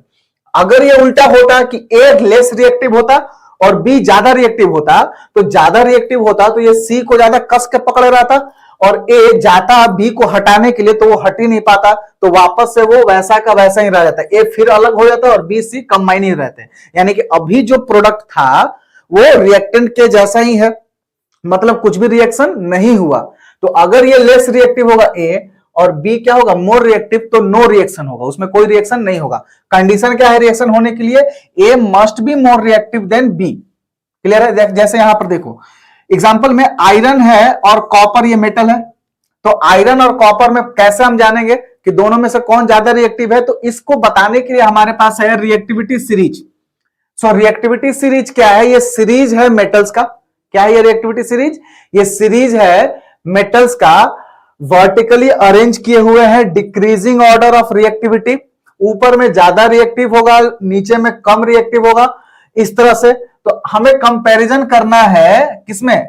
आयरन में और कॉपर में। तो देख रहे हो कि ऊपर में क्या है? ज्यादा रिएक्टिव, नीचे में लेस रिएक्टिव। तो हम बोल रहे हैं बाबू यहां पर कि आयरन जो है ना वो ज्यादा रिएक्टिव है कॉपर से। तो ठीक है, ये कंडीशन तो फॉलो हो रहा है। तो ये आयरन क्या करेगा? कॉपर को हटा देगा और खुद सल्फेट के साथ में जुड़ जाएगा, तो बनेगा फेरस सल्फेट, और ये बन जाएगा हमारा कॉपर। क्लियर है? सिमिलरली हमारा नेक्स्ट है कॉपर एंड सिल्वर। तो देखो ये कॉपर है और ये सिल्वर है। तो इस केस में कॉपर ज्यादा रिएक्टिव है किससे? सिल्वर से। तो क्या हो जाएगा हमारा?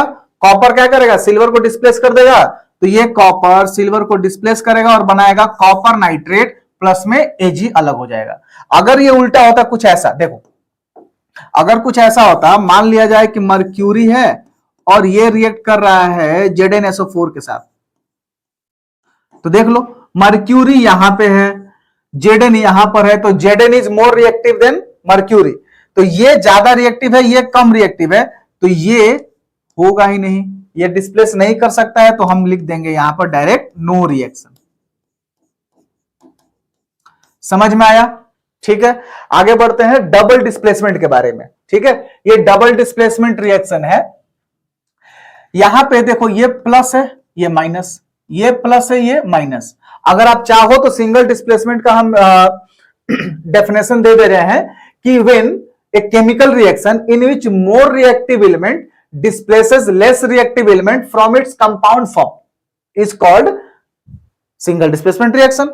ठीक है, इसी तरह से डबल वाले में ये प्लस है माइनस और प्लस माइनस, क्योंकि जनरली जब भी कंपाउंड लिखते हैं तो पहले इलेक्ट्रो पॉजिटिव लिखते हैं, उसके बाद में इलेक्ट्रो नेगेटिव लिखते हैं। तो पहले क्या है? A प्लस है। तो अब देखो ध्यान समझो, अगर मान लिया जाए कि A ज्यादा रिएक्टिव है C से, चाहे C ज्यादा रिएक्टिव है A से, इसमें कोई मतलब नहीं है कौन ज्यादा कौन कम। अगर A ज्यादा रिएक्टिव है तो C को हटा देगा, सी अगर ज्यादा रिएक्टिव है तो ए को हटा देगा, समझ में आया। लेकिन रिजल्ट क्या बनेगा, सी बी के साथ जाकर जुड़ जाएगा और ए जो है डी के साथ, यानी ए डी और सी बी बन जाएगा, समझ में आ रहा है। तो इसमें हुआ क्या, बेसिकली आयंस का एक्सचेंज हुआ। जैसे पहले सी यहां था डी के साथ, अब सी कहां चला गया, बी के साथ। ए था बी के साथ, अब ए चला गया डी के साथ। तो एक ऐसा केमिकल रिएक्शन जिसमें आयंस एक्सचेंज होता है बिटवीन द दो कंपाउंड, ए और बी दोनों क्या है, कंपाउंड है। इस तरह के रिएक्शन को क्या बोलते हैं, डबल डिस्प्लेसमेंट रिएक्शन। सो डबल डिस्प्लेसमेंट रिएक्शन का मतलब एक chemical reaction in which ions exchange there positions. देखो अगर हम बोले एग्जांपल के तौर पे सोडियम सल्फेट है और बेरियम क्लोराइड है, ये दोनों एक्वस फॉर्म में है बाबू, ठीक है, पानी में घुला हुआ है। तो ये दोनों क्या करेंगे, देखो ये सोडियम इस बेरियम के साथ में अपना आप पोजीशन एक्सचेंज कर लेगा तो क्या बन जाएगा, सोडियम सल्फेट, सॉरी यहां पे बेरियम सल्फेट और सोडियम क्लोराइड। ये बेरियम सल्फेट जो है ना, ये अगेन प्रिसिपिटेट होता है। ये क्या होता है, व्हाइट कलर का प्रिसिपिटेट होगा। सिमिलरली नेक्स्ट में लेते हैं, अगर sodium potassium iodide lead nitrate के साथ रिएक्शन करेगा तो ये क्या बनेगा, ये दोनों आपस में पोटेशियम और लीड आपस में एक्सचेंज करेगा तो बन जाएगा PbI2 लीड आयोडाइड और पोटेशियम नाइट्रेट। अगेन ये इस रिएक्शन में क्या हो रहा है, प्रिसिपिटेट बन रहा है, तो इसीलिए इस रिएक्शन को हम लोग बोल सकते हैं प्रिसिपिटेट रिएक्शन। क्या बोल सकते हैं इसको हम लोग, प्रिसिपिटेट रिएक्शन। तो एक ऐसा रिएक्शन जिसमें प्रिसिपिटेट का फॉर्मेशन होता है। सेकंड इसी में है, अगर ये एसिड है और ये बेस है, ये क्या है, एसिड और क्या है, बेस। अब देखो सबसे पहले जब हम इसको एक दूसरे में डिकम्पोज करेंगे तो ये एक दूसरे में मिलाएंगे तो ये H प्लस और Cl माइनस में टूटेगा, पुराना बॉन्ड टूटता है, पहले मैंने आपको बता दिया ये Na प्लस है और ये OH माइनस में टूटेगा। अब नया बॉन्ड बनेगा तो नया बॉन्ड बनेगा ये दोनों के बीच में और यहां पर इन दोनों के बीच में। तो जब इन दोनों के बीच में बनेगा तो क्या बनेगा, देखो यहां पे बनेगा NaCl, यहां पे बनेगा H2O। क्लियर है, NaCl और H2O। ये एक एसिड है, HCl इज एसिड, और ये क्या है, एक बेस है। तो यहां पर रिएक्शन हो रहा है बेसिकली एसिड और बेस के बीच में, और क्या बन रहा है यहां पर, सॉल्ट और वाटर।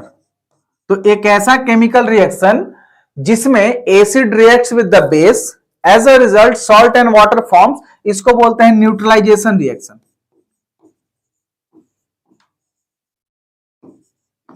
न्यूट्रलाइजेशन रिएक्शन, ठीक है। तो ये पूरा था आपका डबल डिस्प्लेसमेंट रिएक्शन के बारे में। इसमें कोई जरूरी नहीं है हमें देखने के लिए, कंपेयर करने के लिए कि कौन सा ज्यादा रिएक्टिव है कौन सा लेस, क्योंकि कोई भी हो ज्यादा रिएक्टिव या फिर लेस रिएक्टिव, वो हमेशा प्रोडक्ट सेम ही ऑब्टेंड होगा, ठीक है। बात नेक्स्ट पांचवा टाइप ऑफ केमिकल रिएक्शन है रेडॉक्स रिएक्शन, ठीक है। रेडॉक्स रिएक्शन का मतलब ये कॉम्बिनेशन है दो रिएक्शन का, मतलब एक ऐसा रिएक्शन जिसमें दो रिएक्शन हो। कौन कौन सा, तो oxidation reaction and reduction reaction. तो यहां पर रेड जो है ये इंडिकेट करता है रिडक्शन को, और ऑक्स इंडिकेट करता है ऑक्सीडेशन को। तो रेडॉक्स रिएक्शन का डेफिनेशन ये हो गया कि एक ऐसा केमिकल रिएक्शन, एक chemical reaction in which oxidation as well as reduction both takes place simultaneously, ठीक है। सब समझते हैं ऑक्सीडेशन और रिडक्शन क्या होता है। तो अगर ऑक्सीडेशन का मतलब होता है एडिशन ऑफ ऑक्सीजन, मतलब अगर जैसे आप समझो कि कोई X है, अभी इसके साथ में कोई ऑक्सीजन नहीं है, ठीक है, लेकिन जब प्रोडक्ट बना तो हमने देखा कि ऑक्सीजन के साथ में यानी X के साथ में ऑक्सीजन जुड़ चुका है, तो यहां पर हो गया एडिशन ऑफ ऑक्सीजन। अगर एडिशन ऑफ ऑक्सीजन हुआ तो हम बोल सकते हैं कि X के साथ में क्या हो गया, ऑक्सीडेशन हो गया, ठीक है। सिमिलरली दूसरा क्राइटेरिया क्या है, रिमूवल ऑफ हाइड्रोजन, मतलब कि अगर कोई X है उसके साथ में, देखो X है उसके साथ में हाइड्रोजन तो है, लेकिन जब प्रोडक्ट बनाना तो अब उसके साथ में हाइड्रोजन नहीं है, ठीक है, मतलब उसमें से हाइड्रोजन क्या हो गया, रिमूव हो गया। तो रिमूवल ऑफ हाइड्रोजन को भी बोलते हैं oxidation. Similarly loss of electron, मतलब अगर मान लिया जाए कि X है, या फिर ऐसे समझो सोडियम है, ठीक है, इसने यहां पे ये बना लिया Na+, तो हम देखते हैं कि यहां पे तो है 11 इलेक्ट्रॉन, लेकिन यहां पे है सिर्फ 10 इलेक्ट्रॉन, मतलब एक इलेक्ट्रॉन इसने क्या किया, लॉस कर दिया। तो यहां पर क्या बनेगा, एक इलेक्ट्रॉन साथ में बनेगा, राइट। तो लॉस ऑफ इलेक्ट्रॉन भी बोलते हैं ऑक्सीडेशन। क्लियर है। तो ऑक्सीडेशन रिएक्शन को 3 टर्म्स में मेजर करेंगे 10th क्लास के लिए, आगे चल के और भी होता है ऑक्सीडेशन नंबर के आधार पर, ठीक है, लेकिन वहां पर अभी फिलहाल बात नहीं करेंगे। तो बेसिकली देयर आर 3 पैरामीटर्स जो कि एक्सप्लेन करता है ऑक्सीडेशन को। पहला क्या है, addition of oxygen, removal of hydrogen and loss of electron. समझ में आ रहा है बात। तो ये तीनों में से कोई भी चीज होगा तो हम बोल देंगे कि वहां पर क्या हुआ, ऑक्सीडेशन हुआ। सिमिलरली रिडक्शन एकदम जस्ट अपोजिट है ऑक्सीडेशन का, कितना, एकदम जस्ट अपोजिट है। जैसे यहां पे एडिशन हो रहा था ऑक्सीजन का, तो यहां पर क्या होगा, रिमूवल होगा ऑक्सीजन का। यहां पर रिमूवल हो रहा था हाइड्रोजन का, लेकिन यहां पर एडिशन होगा हाइड्रोजन का। यहां पर लॉस हो रहा था इलेक्ट्रॉन का, तो इधर क्या होगा, गेन होगा इलेक्ट्रॉन का। आप इन दोनों में डिफरेंस के लिए भी इसको कर सकते हो। समझ में आ रहा है। तो ये तीनों में से कोई भी चीज होगा तो हम बोलेंगे कि वहां पे क्या हुआ है, रिडक्शन हुआ है। और जब ये दोनों एक साथ किसी रिएक्शन में होगा तब उसको हम बोलते हैं कि ये क्या है, रेडॉक्स केमिकल रिएक्शन है। जैसे यहां पे आप देखो, क्या देख रहे हो बाबू, कि ऑक्सीजन यहां पे कॉपर के साथ में है, लेकिन यहां पर कॉपर के साथ में नहीं है। तो यहां पे ऑक्सीजन क्या हुआ, लॉस या फिर रिमूवल ऑफ ऑक्सीजन हुआ। यहां पे क्या हुआ, ऑक्सीजन क्या हो गया, रिमूव हो गया, सॉरी, हाँ, यहां पर ऑक्सीजन क्या हो गया, रिमूव हो गया। तो इसीलिए हम बोल सकते हैं कि यहां पर रिडक्शन हो गया। समझ गए। लेकिन यहां पे देखो तो हाइड्रोजन अकेला है इधर, लेकिन इधर ऑक्सीजन एक के साथ क्या हो गया, जुड़ गया। यहां पर ऑक्सीजन क्या हो गया, ऐड हो गया। इसको हम बोल देंगे कि ऑक्सीडेशन यहां पर हुआ है।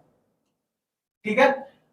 कॉपर ऑक्साइड के साथ में रिडक्शन हुआ और वो बदल गया Cu में, कॉपर में। यहां पर हाइड्रोजन के साथ में ऑक्सीडेशन हुआ और वो बदल गया वाटर में। स्टेटमेंट कैसे लिखेंगे, CuO get reduced to form Cu, लिख लो, CuO get reduced to form Cu, similarly H2 get oxidized to form H2। ठीक है, बात समझ में आ रहा है। तो यहाँ पर कौन सा सबस्टांस रिड्यूस हो रहा है, तो रिड्यूस होने वाला CuO है। कौन सा सबस्टांस ऑक्साइड हो रहा है, तो H2 है। रिडक्शन का प्रोडक्ट क्या है, तो Cu है। ऑक्सीडेशन का प्रोडक्ट क्या है, तो H2 है। समझ में आ रहा है बात। यहां पर एक और एग्जांपल देख लेते हैं, देखो बाबू। जैसे यहां पर H2S है, लेकिन यहां पर सिर्फ S है, मतलब इनमें अगर हम कंपैरिजन करें तो यहां पर हाइड्रोजन क्या हो गया, रिमूव हो गया। और रिमूवल ऑफ हाइड्रोजन होता है ऑक्सीडेशन। समझ में आ रहा है। इधर देखो ऑक्सीजन है, लेकिन ऑक्सीजन के साथ में इधर हाइड्रोजन क्या हो गया, ऐड हो गया। तो एडिशन ऑफ हाइड्रोजन होता है, यहां पर हाइड्रोजन क्या हो गया, ऐड हो गया। तो इसको बोलते हैं हम लोग रिडक्शन। समझ गए। Same H2S get oxidized to form S, O2 get reduced to form H2O। ठीक है। एक लास्ट एग्जांपल भी देख लेते हैं हम लोग। FeO है, यहां पर सिर्फ Fe, यानी कि यहां पर आप बताओ, ऑक्सीजन रिमूव हुआ यानी कि रिडक्शन। इधर CO है, लेकिन इधर CO2 है, यानी एक और ऑक्सीजन बढ़ गया। एडिशन ऑफ ऑक्सीजन यानी कि ऑक्सीडेशन। सेम यहां पर भी बोल सकते हैं कि FeO get reduced to form Fe, CO get oxidized to form CO2। अब यहीं पर एक टर्म होता है जो बार बार आपसे क्वेश्चन में पूछा जाता है, ऑक्सीडाइजिंग एजेंट। ऑक्सीडाइजिंग एजेंट या फिर इसको बोलते हैं ऑक्सीडेंट। क्या बोलते हैं इसको, ऑक्सीडेंट। एजेंट का मतलब काम करवाने वाला। तो यहाँ पर ऑक्सीडाइजिंग एजेंट तो क्या काम कराएगा, ऑक्सीडेशन करवाएगा। तो ऑक्सीडेशन कब होता है, जब ऑक्सीजन ऐड हो, यानी कि जो सबस्टांस एडिशन ऑफ ऑक्सीजन करवा सके या फिर हाइड्रोजन को रिमूव करवा सके। समझ गए। तो उसको क्या बोलेंगे, ऑक्सीडाइजिंग एजेंट। आप डेफिनेशन लिख सकते हो कि chemical substance, any chemical substance which adds oxygen or which removes hydrogen from the other substance। समझ में आ रहा है? आप देखो जरा यहाँ पे ऑक्सीडेशन पहले किस में हुआ है, तो ऑक्सीडेशन हुआ है H2 में। क्यों हुआ है, तो क्योंकि ऑक्सीजन क्या हुआ, जुड़ चुका है। तो ऑक्सीजन कौन जुड़वाया, तो CuO जुड़वाया, अपना ये वाला ऑक्सीजन इसको दे दिया। समझ रहे हो, तो ये ऑक्सीडेशन करवाने का काम किया, इसीलिए CuO जो है ये ऑक्सीडाइजिंग एजेंट हुआ। बात समझ में आ रहा है? इसमें हाइड्रोजन यहां पर ऑक्सीडेशन हुआ है, किधर, यहां पे हुआ है ऑक्सीडेशन, ठीक है, H2S के साथ। कैसे हुआ, तो हाइड्रोजन रिमूव हो गया, यानी कि हाइड्रोजन रिमूव कौन करवाया, इसने करवाया, क्योंकि इससे हाइड्रोजन लेकर, इससे H2S से O2 ने हाइड्रोजन लिया और खुद में जोड़ लिया, तो इसमें ये वाला क्या हो जाएगा हमारा ऑक्सीडाइजिंग एजेंट। बात समझ में आ रहा है? सिमिलरली यहां पर देखो ऑक्सीडेशन किधर हुआ, CO में हुआ। कैसे, तो ऑक्सीजन जुड़ गया है, एक ऑक्सीजन बढ़ गया ना, यहाँ पर दो ऑक्सीजन, लेकिन यहाँ पर एक ही ऑक्सीजन। वो ऑक्सीजन कहां से आया, तो ऑक्सीजन यहां से आया, यानी FeO ने ऑक्सीजन दिया, इसीलिए इसके कारण से हुआ ऑक्सीडेशन, और ये हो गया ऑक्सीडाइजिंग एजेंट। क्लियर है बात? अब यहां पे आप क्या देख रहे हो कि जो सबस्टांस रिड्यूस हो रहा है, रिड्यूस कौन हो रहा है, देखो तो बाबू CuO रिड्यूस हो रहा है, यहां पर भी रिड्यूस कौन हो रहा है, O2, यहां पर रिड्यूस कौन हो रहा है, FeO। तो जो रिड्यूस हो रहा है, रिड्यूसिंग सबस्टांस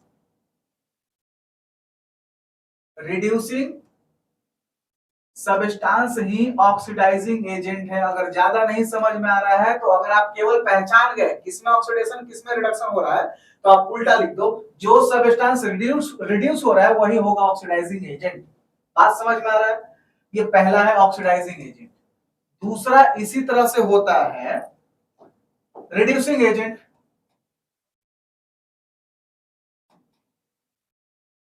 रिड्यूसिंग एजेंट, और इसको बोलते हैं रिडक्टेंट। रिडक्टेंट भी बोलते हैं। तो इसी तरह से इसमें क्या होगा, देखो रिडक्शन क्यों होता है, रिडक्शन क्योंकि होता है कि किसी में से ऑक्सीजन निकल जाए, हाइड्रोजन जुड़ जाए, एक सब तो बोलते हैं ना रिडक्शन। तो अगर कोई ऐसा सबस्टांस है जो हाइड्रोजन निकालने का काम कर रहा है किसी दूसरे में से, हाइड्रोजन जोड़ने का काम कर रहा है किसी दूसरे में, तो उसको बोलते हैं रिड्यूसिंग एजेंट। यानी इसका डेफिनेशन क्या हो जाएगा, any chemical substance which removes oxygen और which adds hydrogen to the other substance is called reducing agent। ठीक है, तो यहां पर रिडक्शन किधर हो रहा है बाबू, यहां पर रिडक्शन हो रहा है, देखो ध्यान से देखोगे CuO में। तो यहां पर रिडक्शन क्यों हुआ, क्योंकि ऑक्सीजन हट गया, तो हटाने का कौन काम किया, ये वाला, तो इसलिए इसको बोलेंगे हम लोग रिड्यूसिंग एजेंट। इसको बोलेंगे हम लोग रिड्यूसिंग एजेंट। सिमिलरली रिडक्शन इधर कहां हुआ है, O में हुआ है, O2 में हुआ है रिडक्शन। तो रिडक्शन यहां पर क्यों हुआ, क्योंकि हाइड्रोजन जुड़ गया, तो जोड़ने का काम कौन किया, ये वाला, क्योंकि H2S ने अपना हाइड्रोजन दे दिया, तो ये हो गया इस केस में रिड्यूसिंग एजेंट। ये नहीं होता तो इसमें रिडक्शन नहीं होता। सिमिलरली इसमें रिडक्शन कहां हो रहा है, FeO में। क्यों हुआ, क्योंकि ऑक्सीजन उससे हट गया, देखो यहां पर ऑक्सीजन हट गया, तो हटाने कौन काम किया, CO ने क्या किया, उसका एक ऑक्सीजन ले लिया, तो यहां पर ये हो गया रिड्यूसिंग एजेंट। तो आप यहां पर फिर एक कॉमन सा चीज देख रहे हो, क्या देख रहे हो, कि जिसमें ऑक्सीडेशन हो रहा है, देखो ऑक्सीडेशन हो रहा है वही है रिड्यूसिंग एजेंट, जिसमें ऑक्सीडेशन हो रहा है वही है क्या हमारा रिड्यूसिंग एजेंट, यहां पर भी रिड्यूसिंग एजेंट। तो ऑक्सीडाइजिंग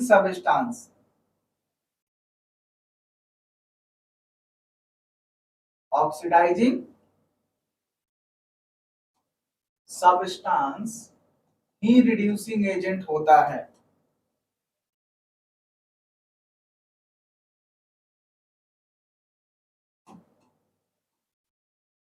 सो आई होप आप ये समझ गए होंगे कि oxidising agent and reducing agent क्या होता है। आप इसको क्या करो, अपने बुक को उठाओ और बुक में से और क्वेश्चंस को प्रैक्टिस करो। सबसे पहले आप इसको उतार लोगे समझते हुए, इसको दोबारा खुद से करने की कोशिश करोगे।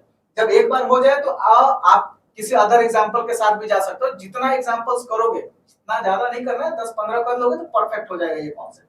ठीक है, ज्यादा कुछ है नहीं। क्लियर है बात? सो अभी तक हम लोगों ने रेडॉक्स रिएक्शन पढ़ा, ऑक्सीडाइजिंग एंड रिडक्शन एजेंट पढ़ा, ठीक है, ऑक्सीडेशन एंड रिडक्शन भी पढ़ा। तो अब हम देखेंगे कि इफेक्ट क्या क्या होता है ऑक्सीडेशन का अपने डे टू डे लाइफ में। हालांकि ये इफेक्ट क्या है, हार्मफुल है। अभी जो हम इफेक्ट पढ़ने वाले हैं वो हार्मफुल नेगेटिव इफेक्ट है। ठीक है, तो पहला इफेक्ट है कोरोजन। कोरोजन का मतलब क्या होता है, देखो जैसे कोई मेटल है ना, अगर ये मेटल एटमॉस्फेयर में जो भी गैस एसिड प्रेजेंट है उसके साथ में रिएक्ट करता है, जिसके कारण से उसका सरफेस क्या होता है, कोरोड होता है, खत्म हो जाता है, डैमेज हो जाता है, ठीक है, तो उसको बोलते हैं कोरोजन। सो कोरोजन का डेफिनेशन क्या होता है, when a metal reacts with the atmospheric components like O2, H2O chemicals, ठीक है, its surface get corroded, get damaged, this process is called corrosion।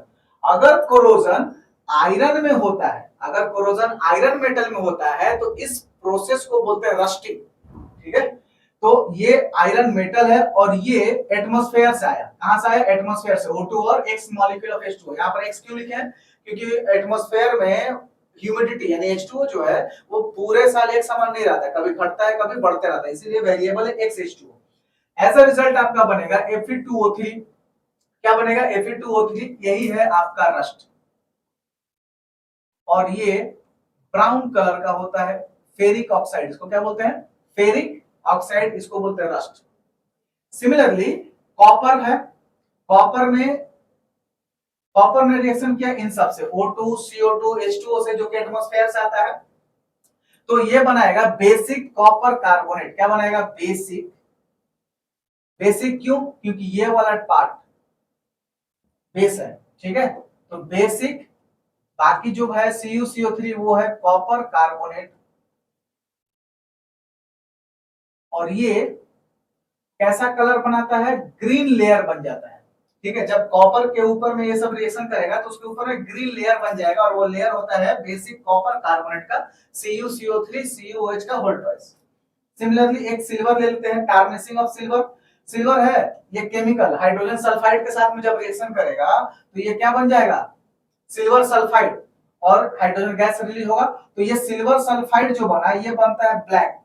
तो आप देखोगे कि सिल्वर का जो ज्वेलरी होता है वो कुछ समय के बाद में उस पर क्या होता है, ब्लैक लेयर आने लगता है, जिसके बाद में हम ज्वेलरी के पास जाते हैं, जो ब्लैक लेयर को क्या करता है, हटा कर देता है। तो ये Ag2S के कारण से, तो अगर आपको बोला जाए कि Ag के ऊपर ब्लैक लेयर क्या है, तो ब्लैक लेयर है सिल्वर सल्फाइड का, ठीक है। तो इस तरह से यहाँ पर स्ट्रेंथ आयरन का चला गया, यहाँ पर साइन चला जाता है, तो कुछ ना कुछ प्रॉपर्टी लॉस हो रहा है मेटल का due to the atmospheric components, इस प्रोसेस को हम बोलते हैं कोरोजन, ठीक है। बहुत डैमेज करता है कोरोजन। इससे बचने का तरीका क्या है, तो बचने का कुछ तरीका यहाँ पर लिखे हैं प्रिवेंशन मेथड्स में। हम लोग मेटल्स को क्या कर सकते हैं, पेंट कर सकते हैं। एक्चुअली देखो हो क्या रहा है, मेटल और इसके चारों ओर क्या है, एटमॉस्फेयर है, ये सब इस पर क्या कर रहा है, अटैक कर रहा है, सब इस पर क्या कर रहा है, अटैक कर रहा है। तो हो सकता है कि अगर हम इस मेटल को कवर कर दें, इस मेटल को कवर कर दे ऐसे कि बाहर का जो भी कंपोनेंट है, बाहर का जो भी कंपोनेंट है वो इस लेयर को पार करके मेटल के सरफेस तक ना पहुंच सके, तो इसको बोलते हैं प्रोटेक्शन मेथड, ठीक है। तो एक बोल रहे हैं हम मेटल को पेंट कर सकते हैं, ऑयल लगा सकते हैं, ग्रीस कर सकते हैं, ग्रीसिंग लगा सकते हैं। तो इन सब के होते हुए एटमॉस्फेयर का जो ऑक्सीजन है, वाटर है, वो मेटल के सरफेस पर नहीं जा सकता, इन सबको पेनिट्रेट करके नहीं जा सकता, ठीक है। तो जब तक मेटल के ऊपर में पेंट, ऑयल, ग्रीस रहेगा तब तक मेटल क्या है, सेफ है, ठीक है, रस्टिंग से। दूसरा होता है गैल्वेनाइजेशन। गैल्वेनाइजेशन का मतलब होता है कि हम इस आयरन के ऊपर में जिंक का लेयर चढ़ा दें, zinc layer on iron. So the process of deposition of zinc layer over the iron is called galvanization। और जो जिंक होता है आयरन के मुकाबले लेस रिएक्टिव होता है, समझ गए, तो इसको क्या करेगा, प्रोटेक्ट करके रखता रहेगा। या फिर ऐसे बोले कि आयरन जो है इसके मुकाबले जिंक जो होता है वो एटमॉस्फेयर के साथ उतना ज्यादा एंटरटेन नहीं करता है, रिएक्शन नहीं करता है। नेक्स्ट मेथड है, हो सकता है कि हम ये लेयर ना लगाएं, हो सकता है कि हम ये लेयर ना लगाएं और मेटल का खुद का स्ट्रेंथ क्या करते हैं, बढ़ा दें। मेटल का खुद का क्या हो सकता है, स्ट्रेंथ बढ़ा दें। जैसे आपको अगर ठंडा लगता है तो दो तरह के लोग होते हैं, एक तो बहुत ज्यादा कंबल ओढ़ कर रहेंगे, और दूसरा कि खुले में ऐसे मतलब बिना कपड़ों के या फिर एक दो शर्ट ही पहनकर घूमते रहेंगे।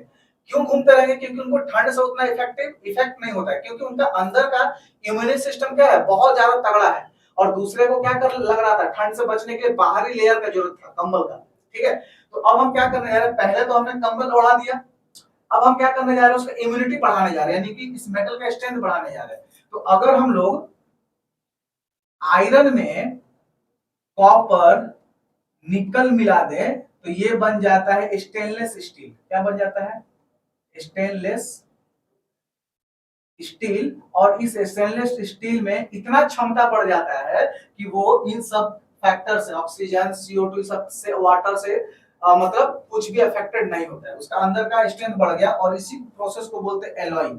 एलॉइंग का मतलब ये बन गया अब एलॉय। ये क्या बन गया बाबू, एलॉय। एलॉइंग का मतलब होता है कि the process of mixing of metals with the other metals or with the non metals in order to increase its strength, ठीक है।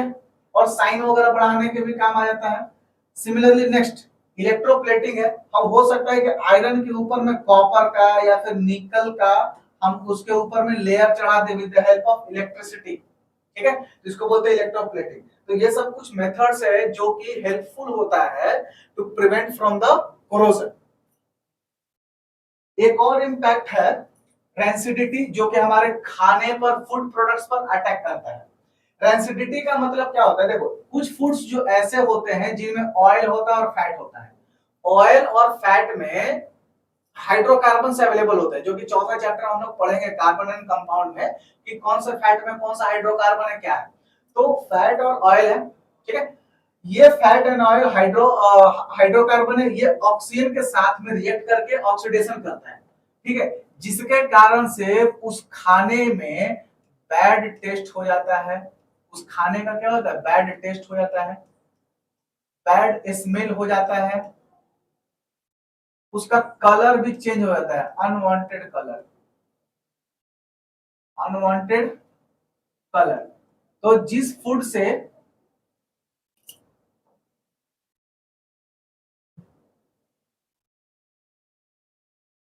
देखिए, जिस फूड से बैड टेस्ट आने लगे, बैड स्मेल आने लगे, अनवांटेड कलर हो जाए due to the oxidation of that food, इसको बोलते हैं रैंसिड फूड। और इस प्रोसेस को बोलते हैं रैंसिडिटी। रैंसिडिटी का मतलब food containing oil and fat get oxidized to produce rancid food. It means bad taste, bad smell और color change. तो इन सबको क्या बोलते हैं, रैंसिडिटी। इससे भी बचना चाहिए, क्यों, क्योंकि ये सब खाना खाने से क्या हो सकता है, हमें हेल्थ प्रॉब्लम आ सकता है, राइट। तो कैसे प्रिवेंट कर सकते हैं, तो पहला ये है कि ऑक्सीडेशन हो रहा है तो हम खाने में कुछ ऐसा मिला दें जो ऑक्सीडेशन को क्या कर सके, रोक सके, उसको रोक सके, यानी एंटीऑक्सीडेंट्स।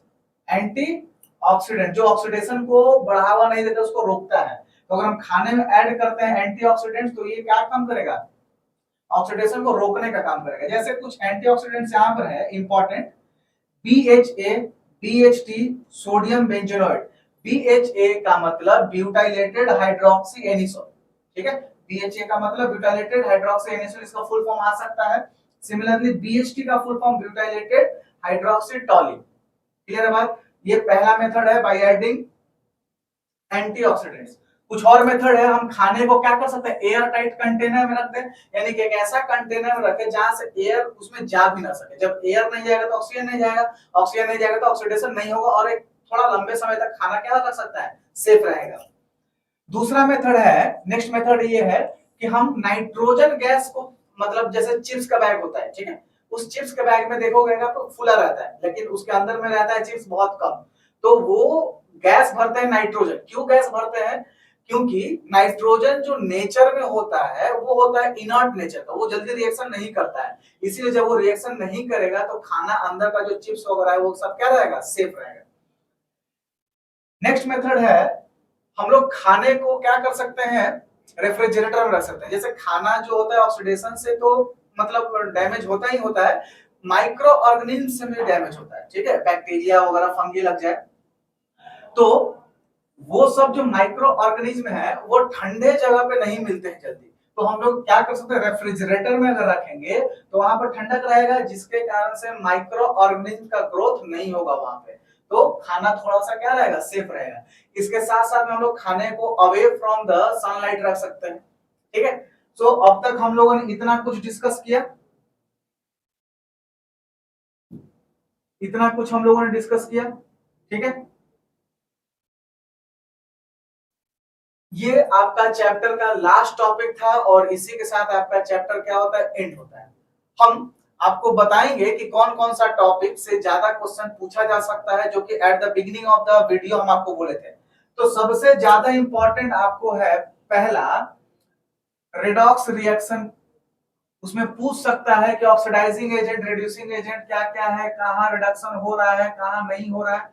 दूसरा है types of reaction, types of reactions. तीसरा है बैलेंसिंग वाला से लेकर, ठीक है, बैलेंसिंग केमिकल इक्वेशन। हम केमिकल इक्वेशन को बैलेंस कैसे करते हैं ये सब आएगा। इसके अलावा हम ये बोल रहे हैं कि इस पूरे चैप्टर में आप इन तीन चीजों को तगड़ा करके ही आप एग्जाम रूम में जाओगे, बट इसका मतलब हम ये नहीं बोले कि सिर्फ यही तीन पढ़ोगे, बाकी सब नहीं पढ़ो। बाकी सब ध्यान में रखो, ऐसा कि बस आए तो छूटे ना, लेकिन इन सब पर क्या करो, ज्यादा पकड़ बना लो।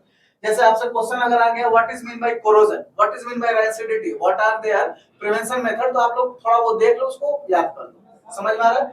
तो इस तरह से आपका ये चैप्टर क्या होता है, ओवर होता है।